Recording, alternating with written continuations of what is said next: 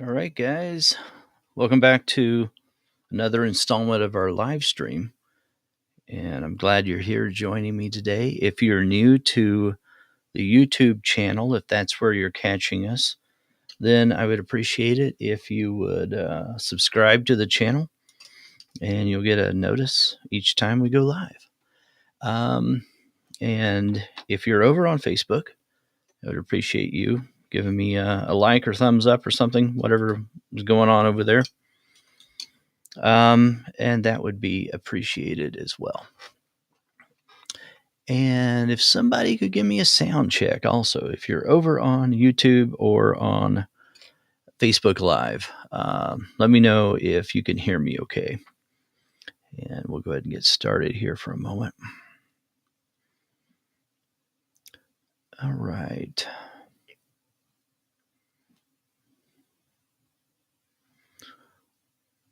I'm at this point where I'm trying to figure out what my next step might be. Oh, thank you, Christine. Appreciate that.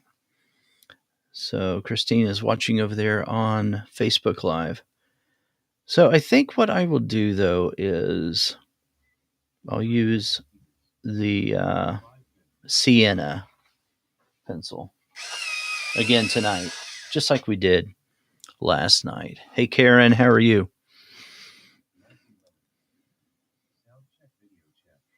Awesome. Thank you, Nancy. Nancy is watching over on YouTube Live. Hey, how are you tonight, Nancy? Okay, let me scoot my... Got a collection of pencils down here on my tray, on my drawing surface, getting in my way. Hey, Jan, how are you?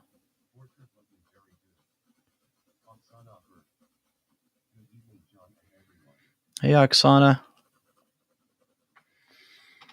All right.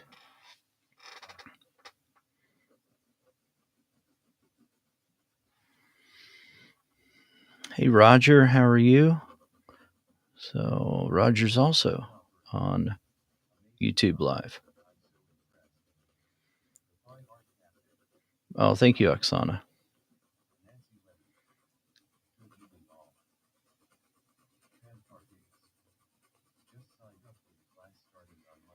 Oh, very cool, Pam.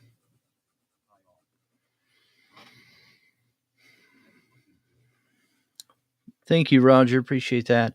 Pam, I'm so excited you signed up. So you might have been, I'll have to check.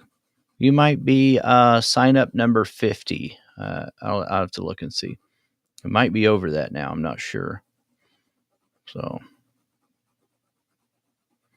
if you're on the fence about signing up, then I would go ahead and just do it, because tomorrow the price is going to increase. Yeah, I'm so excited you're going to be there as well, Oksana. It's going to be fun. Yeah, I cannot wait to do. I've never done this before. So what I mean by that, the thing I've never done before is I've never taken a reference photo and never having drawn it before, and then I'm drawing it live while we're on the in the workshop. But it's going to be smaller, slightly smaller. So, and I'm going to talk about, shortcuts that you can use to be able to get it done quickly and accurately and still be very, very compelling. It doesn't have to take hundreds or thousands of hours. So I'm excited about that. All right, so I'm still using my Derwent Lightfast Sienna pencil. Oh, thank you, Jan. Appreciate that. Talking about the eyes on the portrait. The eyes are one of the most important things, right? On the portrait, on any portrait. And so it's something that I usually always go back to. I keep going back to the eyes. Even if I think I'm done with them, I keep going back. I'm going to do it on this one too. I'm going to keep going back to the eyes and try to figure out how to enhance them, because if I don't do that, I'm gonna miss something, right? Oh, thank you, Karen. Appreciate that.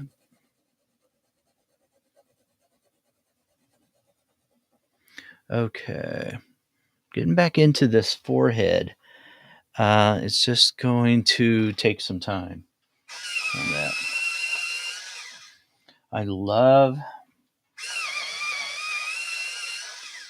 how these Derwent Lightfast pencils just absolutely cover everything so well. They adhere to the paper. Really, they've got that unique quality that allows them to cover just about any surface. They're just very, very good at doing that. And so that's a huge thing when you're working on your piece and you start struggling, you start having problems where you can't get something to adhere, you can't get a pencil color or a pencil brand to adhere to the surface. Pull out your Derwent Lightfast pencil, and it's more than likely going to adhere to whatever surface you're working on. So it's just one of the big advantages.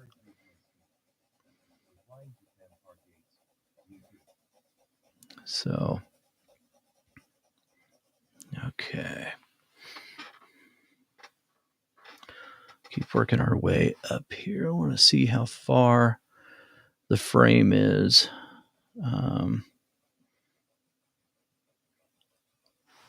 Inside the area that the camera is capturing.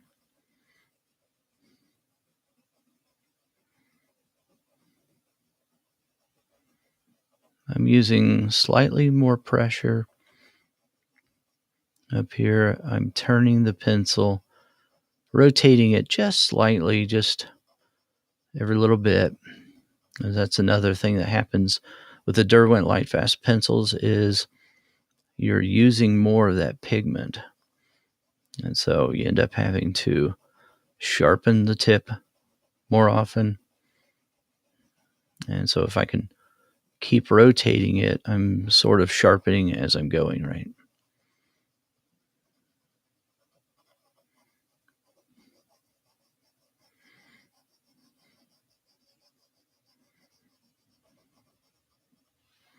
All right, I'll get back in here. Let me grab my glassine.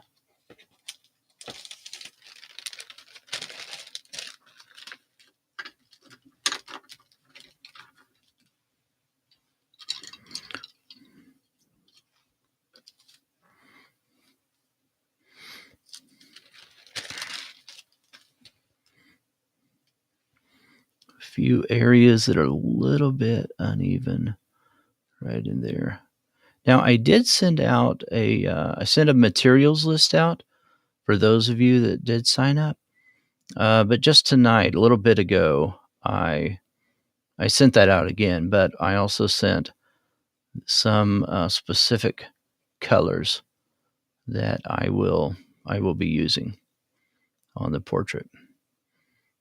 Now, you don't have to use those, obviously, and you can use substitutes as well.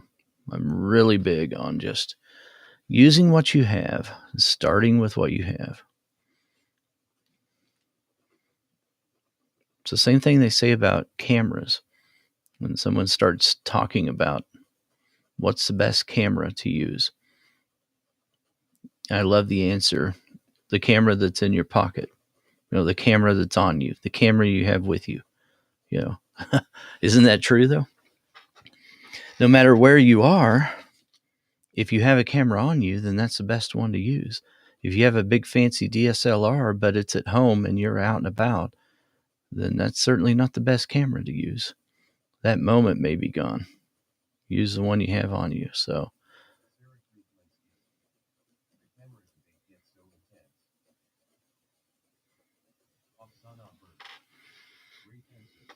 oh, Sarah, that's a good point. The camera debate, yes, it gets so intense. That's so true. The camera debate. Yeah. Pencil debate. It can be the same thing.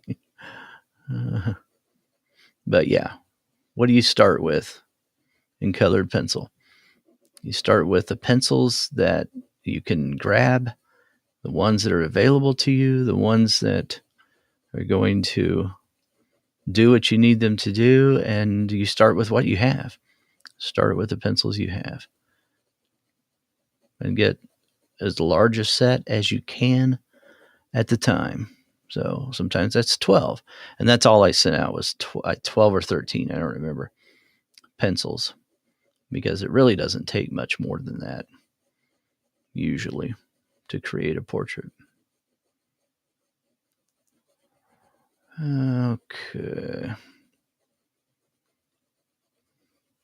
So as I'm progressing and moving my way from this edge over here towards the middle, towards the center, then what I want to do is lighten my pressure, lighten that up.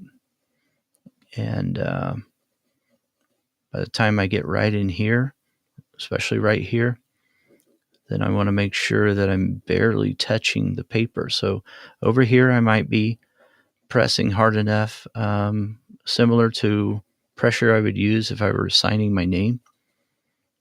Over here, I'm using lighter pressure than what I would do if I were signing my name, if that's a way to think about it. I'm just sort of grazing the surface then as I get closer and closer towards the pinnacle of this area, or where I have a light that is reflecting off of a surface. And in this case, it happens to be this incredibly good looking bald guy's head. Just kidding. All right. He is a bald guy, though. So it's not going to look real smooth. That's one of the things that I do want to always try to keep in mind with a Derwent Lightfast pencil, is it may not always look real smooth, especially like an initial layer. And if we're barely touching the surface, but you can come back on top of that and keep going back and forth with other pencils. So they have different qualities, those other pencils do. And if you keep layering back and forth or doing some type of blending, and you can do that blending with other pencils like a polychromos pencil, then you can grab that, or you can get that very, very smooth appearance, rather.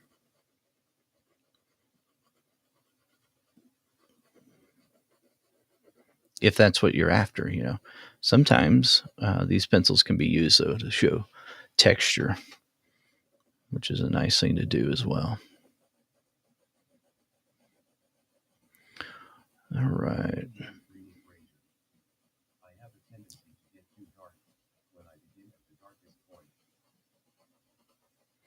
Oh, yeah, Christine, she's saying she has a tendency to get too dark when she begins at the darkest point. That's interesting. I nearly had for a long time, I had nearly the opposite problem, where I wouldn't get it dark enough, and I find myself always going back and trying to get it darker. But it's good to know, what your tendencies are, because we all draw differently. And once you know yourself, and how do you get to know yourself? It's by doing it, right? Doing it over and over and over again. But yeah, I could totally see that. Okay, Let's see here. I'll take off a little bit more of that.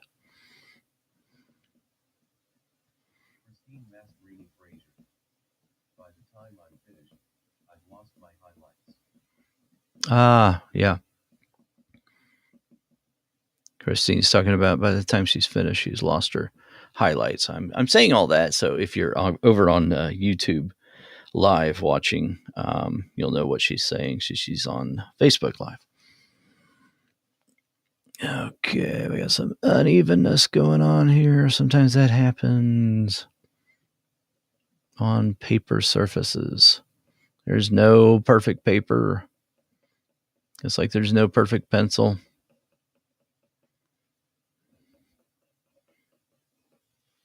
All right. My dad used to say there's no perfect heads, but there's a few, and all the rest are covered with hair or something like that, because he was bald also. I call it the Middick curse.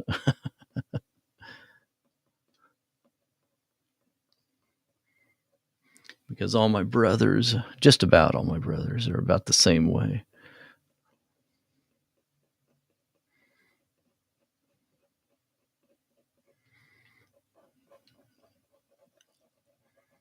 All right. Keep working in some of these smaller areas, and just look for, try to make it a little more smooth in those areas. So great question there. Nancy is saying, she's asking, do the light fast pencils work well with brushing? Okay. So, they, in my opinion, they don't work as well with a stiff bristled brush on this particular surface as do if you compare them to the polychromos pencils. That pencil works really well with that dry blending, if that's what you're talking about, and so I won't start out with using like a Derwent Lightfast pencil if I know I'm going to do some of that dry blending, because it's going to create some more work for me if I do that. Sometimes it will kind of hit and miss where you put some of the Lightfast pencil down. The Lightfast pencil, like I was mentioning earlier, is one of the best properties about it is it just sticks. It stays in place. It just sticks to the surface where you put it. And it's one of the things I love about it. Okay. Sharpen these again.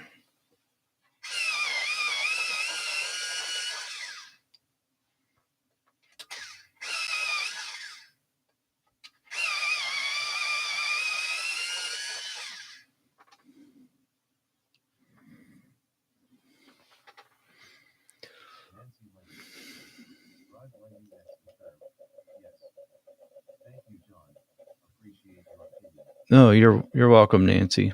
Yeah, it's a great question. So that layering process, matters when you've got that in mind, that you would like to have just that very, soft appearance, and you want to build it up in layers like that with something that's a little more powdery, right? If you allow me to use that term, we're talking about a polychromos pencil. So a little more powdery on the bottom and fluid, and you can move it around a little bit.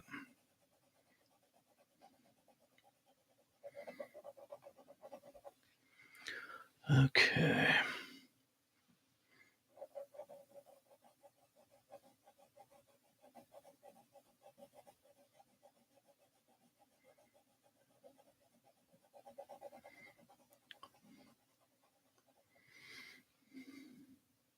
All right, so I'm going to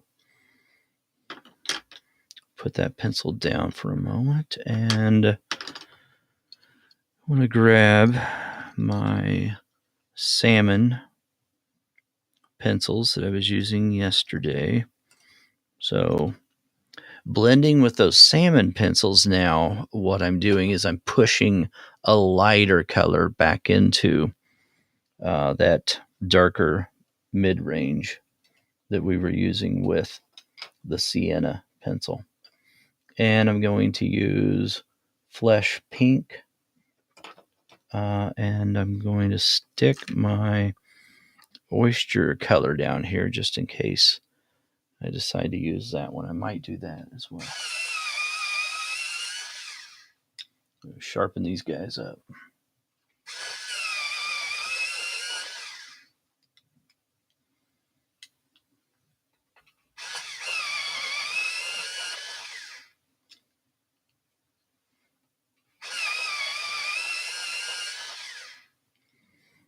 All right. So we've got salmon right here in this hand, and this is my flesh pink. So it's it's not as bright. This has more red in it, right? But it's more of a muted down white with some pink in it. And so I'm not going to, if I start drawing right in here, I'm probably not going to have a perfect match on that color, but it's going to be close enough to where I can start assuming that this is a similar color. I didn't draw right in here. I used a brush and I blended that. Well, no, actually, I used that cheesecloth and nylon and pushed that pigment into there. So that's something that, I want to keep in mind, that this could be, when I start using it, a much different color than what I have on there. But it's not going to be that much different.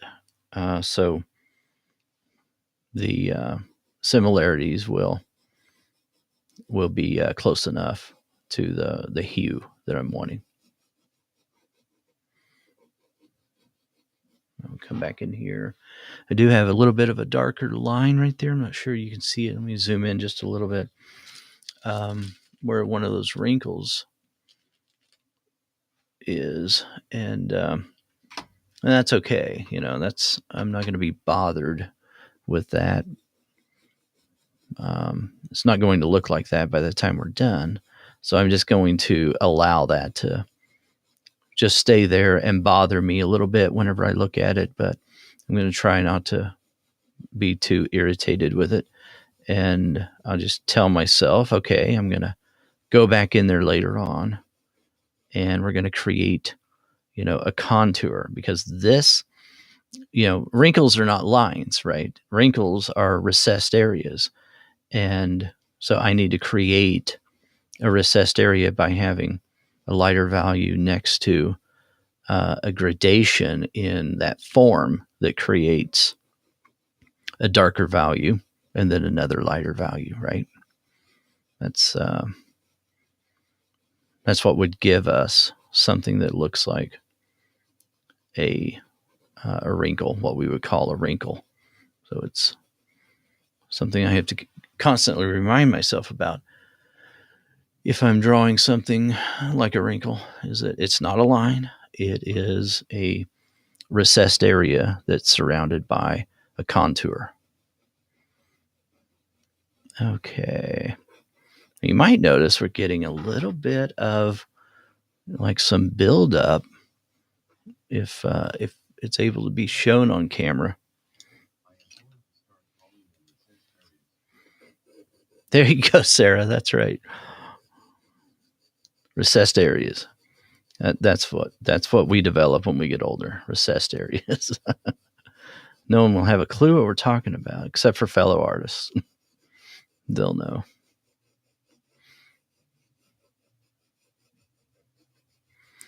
All right.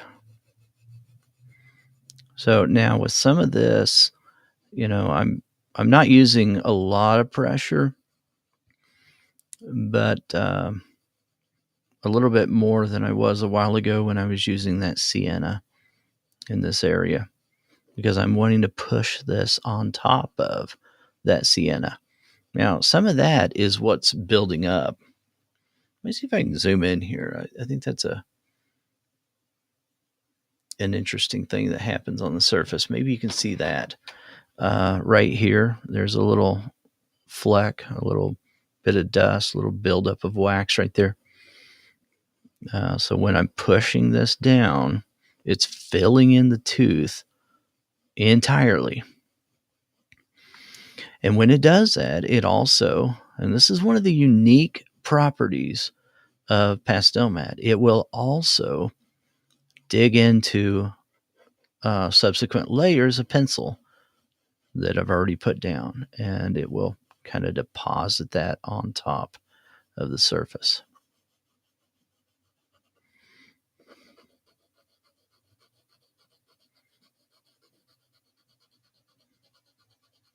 Okay, I'm off the frame, sorry.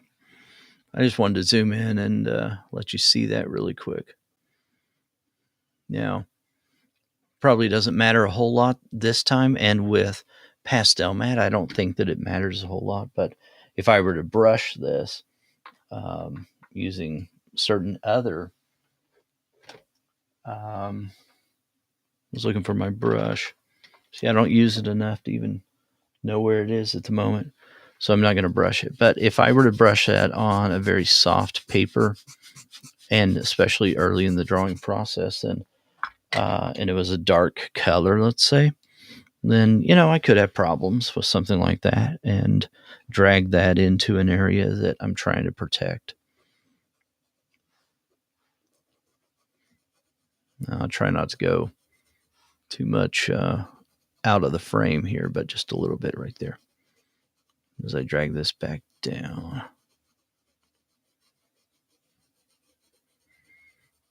Okay, so I can go into this area that is brighter, even if, it doesn't need to be this color. I can still go into that area for a little bit. And then I'll switch over now to my flesh pink.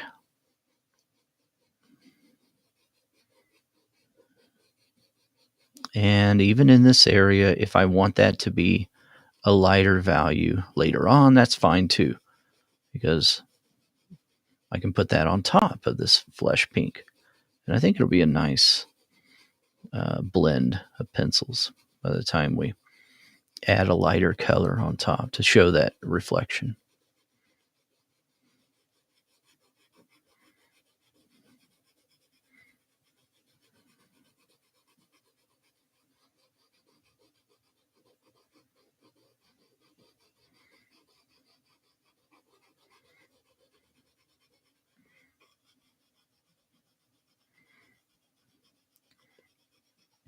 All right, I want to look for that little edge right there. This is getting dull, though.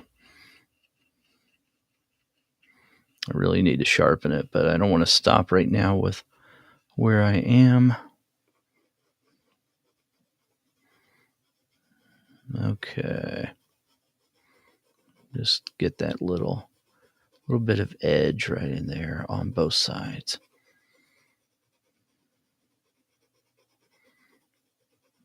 Like this happy little marriage of both sides of the forehead, and the value is coming together right there in the middle. So exciting when that happens. We've waited hours for that. Okay. Now, let me look at that. Yeah, look at how dull that pencil is now. I really didn't use it too much, but it's very dull at the moment. Okay, so let's go over to this side. I guess I'll start right down here, work my way up.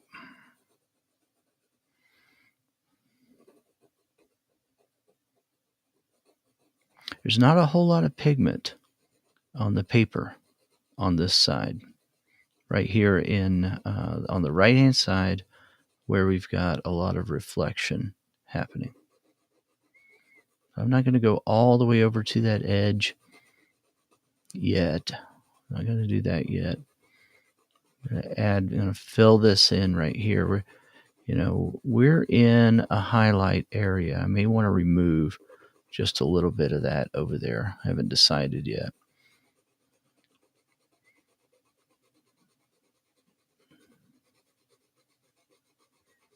But yeah, there's not a whole lot of pigment on this side.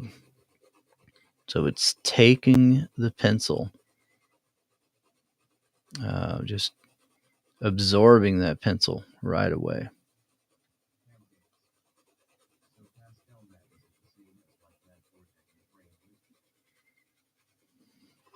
So Pam is asking, is pastel mat the same as mat board that you frame with?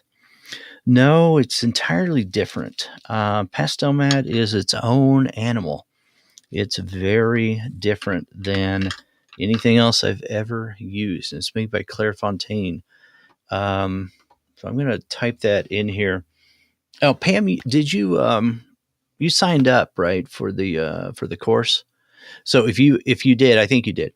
If you look at the materials list, then I spell it out in there. How about that? So if you want to check that out, that's probably the best thing to do. It's on that downloadable PDF that I gave you in the materials list. Will that work for you? And it's a very different kind of surface. But in the live workshop, I will be talking about the differences in all of these surfaces, because I know there's going to be artists there that will be using different surfaces, which is just fine. And whatever surface, you're welcome, Pam. Whatever surface you're going to use, I have probably used that surface. So more than likely I've used it. So we'll be able to talk about it. Unless it's just some surface that, for some reason I haven't used, there's going to be somebody that will have used it. And, but I give suggestions on other surfaces that you could use that will be good for this technique that we're going to be walking through.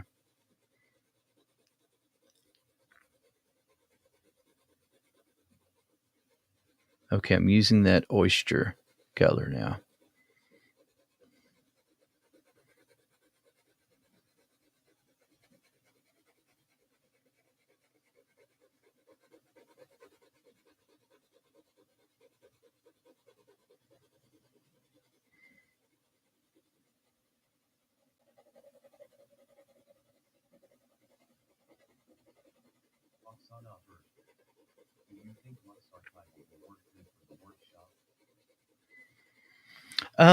So a sanded I mean, you could do that, Oksana, but that's not going to be.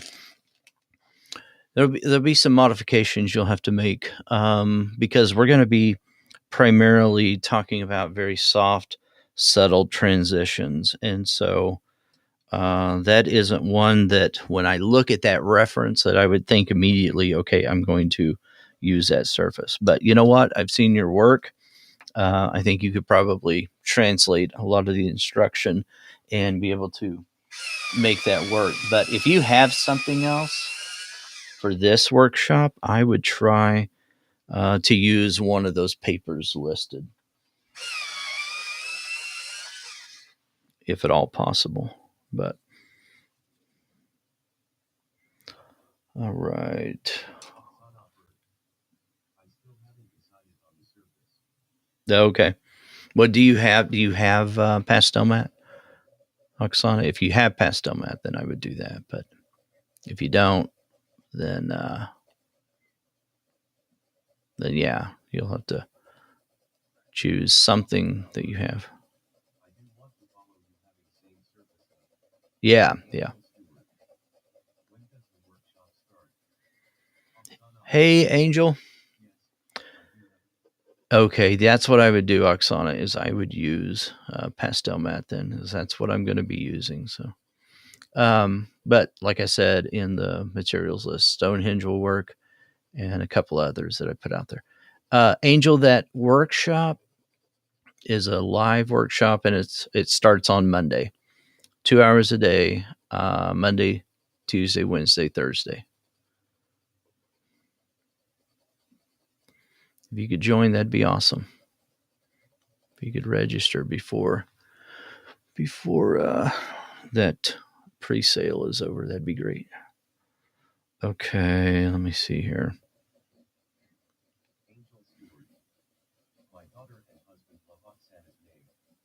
Oh, I know. I love that name too. Um, Oksana. I know. It's so cool. Everybody has a cool name except John. I always tease about that. It's like, just John. But Oksana, I mean, that is just so cool. There's a podcast with a guy that some of you guys may know of this podcast, but it's called 99% Invisible, and the guy's name is Roman Mars, and I just think it's the coolest name ever. Oh, that's what that means? That's cool, Oksana. Hospitable. That's awesome.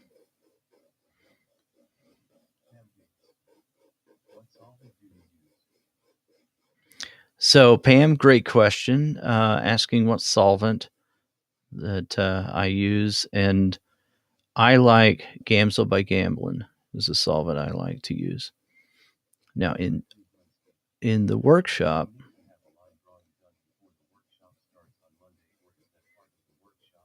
that's going to be part of the workshop, Sarah. Great question over on Facebook. She's asking if she needs to have the line drawing done before we start. And no, that's something I want to go over a lot because it's one of the most important pieces to the puzzle. So having that accurate line drawing is so critical to set you up for success. And there's just some ways of doing it that will make it a little bit simpler.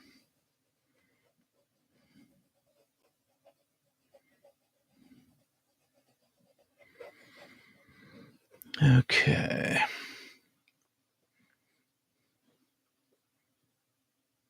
That's just one too many wrinkles. I mean, recessed areas right there.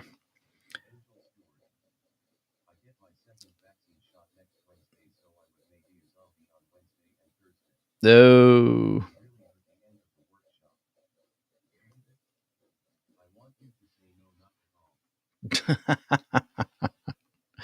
Angel, crack it up. Angel, you just finished the 2i study, or are you still working on it? I thought I saw a comment from you, but I wasn't sure. So Angel's asked. She says she's getting her second vaccine shot next Wednesday. So maybe a zombie on Wednesday and Thursday. That would really hurt the end of the workshop, wouldn't it? I want you to say no, not at all. If you can't hold a pencil, then I'm not gonna sit here and say no. Uh, if you can't hold a pencil, it might be a problem, right? But I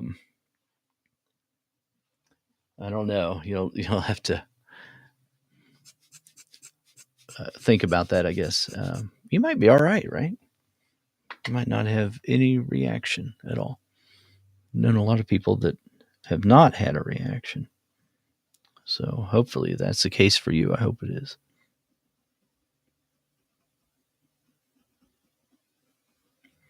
All right, guys. We're going to be stopping here in just a moment.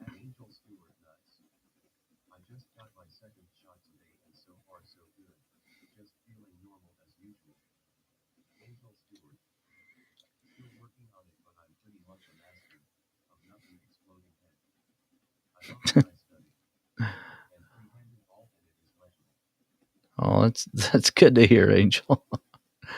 Uh,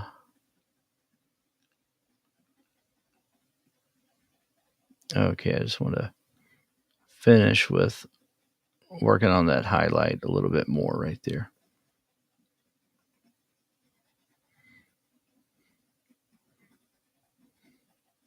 Okay. Yeah. So you might notice that, let me zoom in just a moment. One of the side effects to rubbing the entire surface with that nylon and cheesecloth is it did move around some of the looser particles of colored pencil, and that's okay. But just being aware of it and then understanding that I'll have to go back and reestablish some of these dark values in here. That's just something that that just happens. That goes along with the territory when you do that. I still have that nice tonal range because right over here is as dark as I want the entire um, subject matter to be. So, but we've got more areas right now when we get to that area again that we'll have to fill in because of you know wanting to get that moved around and get that more soft look and unifying everything more. So, all right, guys, that's all we're going to do tonight. So I appreciate you coming out here and being part of this. I really do. And I can't wait for Monday to start on that live workshop. And it's going to be a lot of fun. I'm really looking forward to it. So, all right. Thank you, Nancy. Thanks, guys.